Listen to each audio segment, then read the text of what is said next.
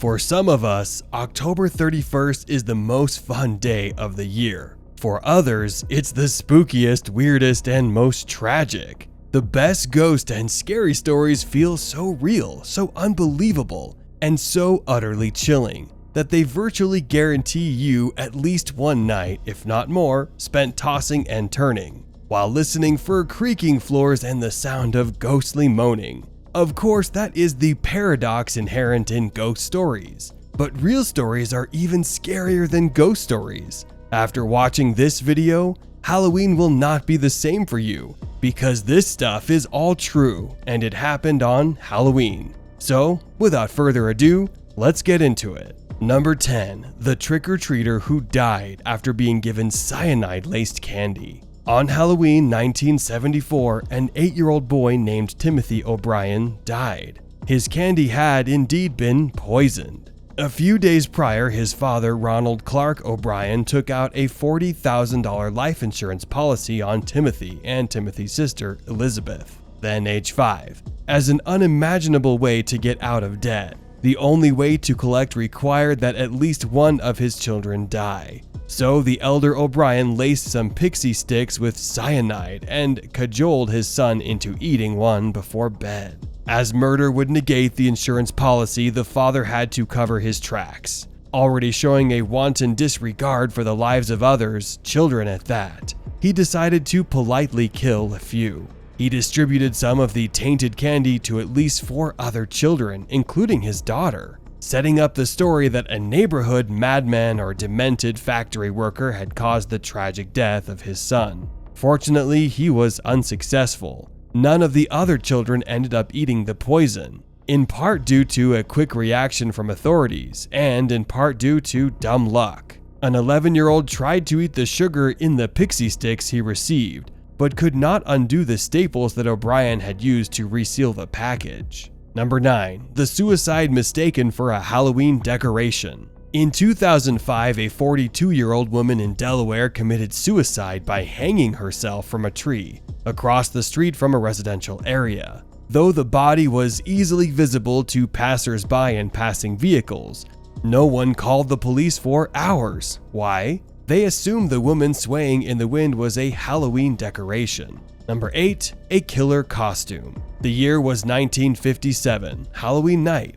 A couple was getting ready for bed when the doorbell rang. It was late, but the husband answered the door, ready to dole out more candy. Instead, an adult wearing a mask shot him in the chest, killing him. Was it a trick-or-treater dissatisfied with the candy selection? Not quite. The murderer, it turns out, was the girlfriend of a woman who had had an affair with the murderer's man's wife. The woman convinced her girlfriend to do away with the husband in order to have the wife for herself. Number 7. The son who decapitated his mother and left her body in the street. One night in Long Island just before Halloween 2014, a decapitated body laid in the street 5 feet away from a severed head. To many passers-by, the horrific sight appeared to be a Halloween prank, but the truth was far more disturbing. 35-year-old Derek Ward had used a kitchen knife to kill and decapitate his mother, Patricia, then carried the body and head out of their apartment. After leaving the body and head in the street, Ward jumped in front of a commuter train, killing himself. Number 6. The unspeakable explosion at a holiday performance. In 1963, many Hoosiers decided to spend Halloween night at the Indiana State Fairgrounds Coliseum, watching a Holiday on Ice skating exhibition. Unbeknownst to them, a rusty tank in the concession area began to leak gas. The room, which lacked ventilation, quickly filled with gas. As the skaters performed their grand finale, the gas reached an electric popcorn maker, triggering a huge explosion. 74 people were killed and nearly 400 were injured. Number 5. The Japanese exchange student who knocked on the wrong door. 25 years ago, 16-year-old Japanese exchange student Yoshihiro Hattori dressed up as John Travolta's character from Saturday Night Fever, then headed out to a Halloween party in Baton Rouge, Louisiana. Tragically, he was mistakenly dropped off at the wrong house, and the homeowner, panicked by this unexpected visitor, shot and killed Hattori. The homeowner was later acquitted of any wrongdoing. Hattori's mother, Miko, commented on the 20th anniversary of her son's death. "I've been observing American society for the past 20 years.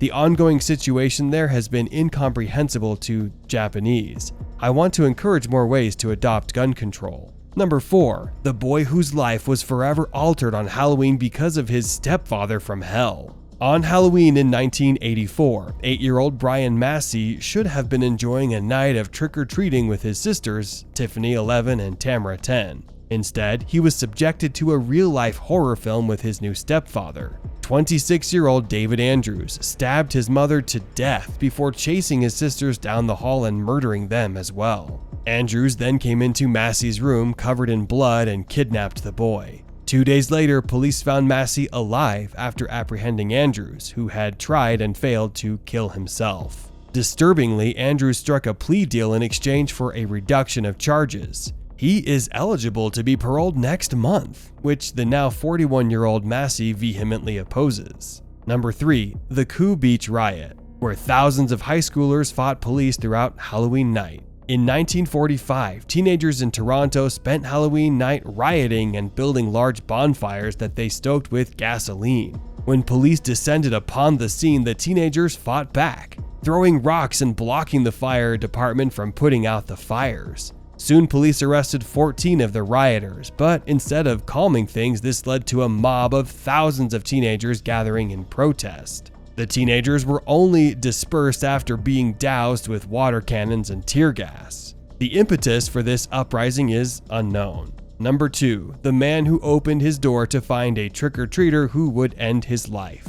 In 1982, 69-year-old Marvin Brandland was getting ready for bed after a night of handing out Halloween candy when there was one more knock at his door. Brandland opened the door to find someone wearing a pillowcase over their head with the holes cut out for eyes. The figure said, "Trick or treat, give me your money or I'll shoot." He then pulled out a gun and ordered Brandland into his basement where Brandland kept a safe. Brandland, figuring this was a prank since only family members knew about the safe, grabbed for the gun. The person in the pillowcase fired, hitting Brandland in the throat, killing him. The killer fled, leaving the pillowcase at the scene. In 2010, the pillowcase was tested for DNA, but there wasn't enough DNA on it to make a match. Number 1. The haunted Hayride employee who, when pretending to hang from a gallows, hanged himself for real. In 1990, Chicago area teenager Brian Jewell's job was to give Hayride customers a scare by pretending to hang from gallows.